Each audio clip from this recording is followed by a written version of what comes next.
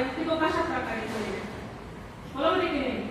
ज्यावेळेस आपल्याला स्पर्श करते, मायेचा स्पर्श म्हणतो आपण तर तो कसा असतो की डोक्यावरनं हात फिरवणं, गालावरनं हात फिरवणं किंवा आई जवळ घेऊ शकतो, बरोबर आहे काही.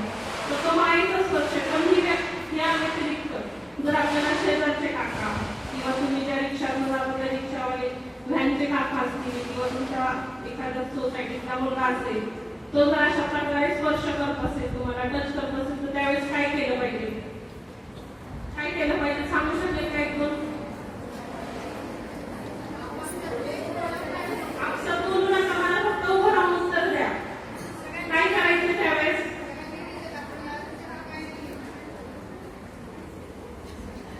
मी जर चॉकलेट दिलं तुम्हाला, तुम्ही घेणार का? का नाही घेणार? एक जण सांगा ना उत्तर, तुमच्यापैकी कोणीतरी उठून सांगा का नाही घेणार ते. मला नाव नाही माहिती, हा सांग.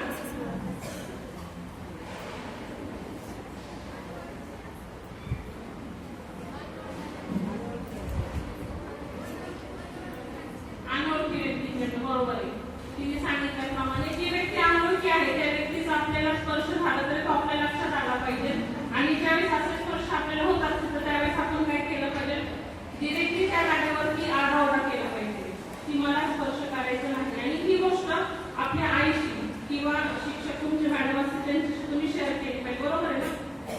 तर ही गोष्ट लक्षात घ्यायची की आपल्याला कोणी जर वाईट नजरेने किंवा वाईट हेतूने आपल्याला स्पर्श करत असेल तर ती गोष्ट पहिले आपल्या आईला किंवा आपल्या ज्या मॅडम आहेत त्यांना सांगितलं पाहिजे, बरोबर आहे की नाही.